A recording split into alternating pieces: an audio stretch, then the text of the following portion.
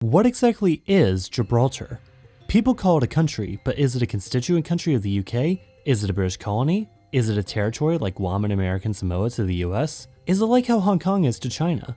Gibraltar is not part of the United Kingdom, but it is British, as is clear from the double-decker buses to the Gibraltar Pound to the hard border with Spain, and of course the British Type G plug outlet. No, flip the switch, stupid American. British territory, but know what side of the road they drive on. But Gibraltar is not technically within the United Kingdom. It is a British overseas territory. This means that it's under London's jurisdiction while not truly being part of the United Kingdom itself. Gibraltar is a British possession hemmed in by mountains, the sea, and a hard border, and which has become insanely wealthy in part thanks to its position.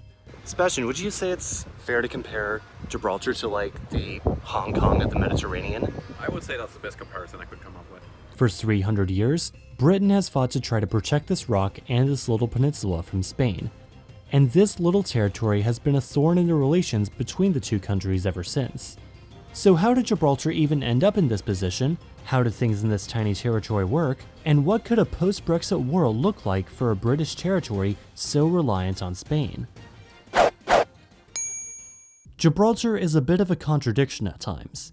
It sits in one of the poorest regions in Western Europe, and yet it has one of the highest GDPs per capita of any territory in the world.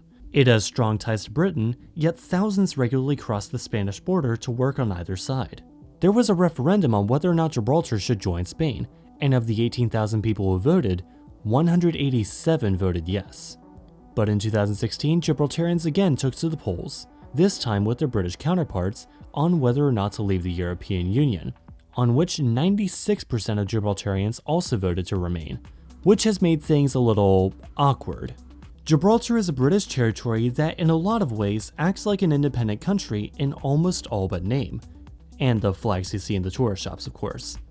Now first, we need to understand the history behind this place just for context, because it's not just Britain really wanted it, although at the same time, Britain really wanted it.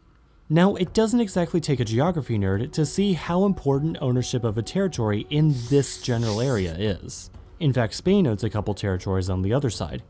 This is the Strait of Gibraltar, the so-called Pillars of Hercules where the worlds of the ancient Greeks supposedly ended, and through which nowadays over half of world trade passes through.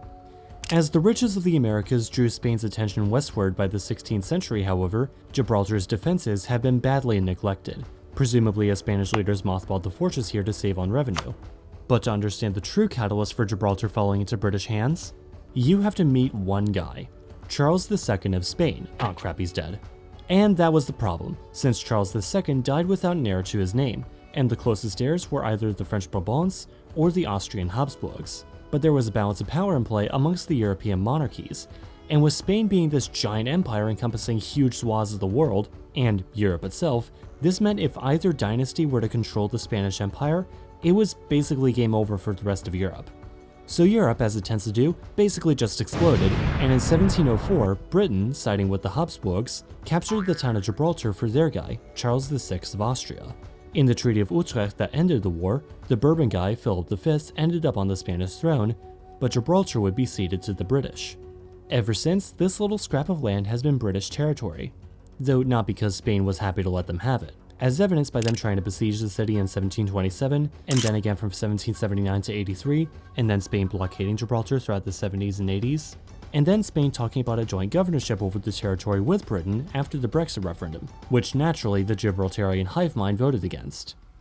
Now the thing that really blows my mind about this city is how, despite how built up it is, and despite its history, despite its importance, despite its popularity, it only has a population of 30,000. For reference, the neighboring Spanish city of La Linea, which, let's be honest, you probably haven't heard of, has a population more than twice as big. Though that doesn't mean only 30,000 people are in Gibraltar at any given time, as millions of tourists visit the tiny territory every non-pandemic year, often to make dummy YouTube videos. Gibraltar is a tiny place, only 5 kilometers from north to south and 2.5 kilometers from east to west.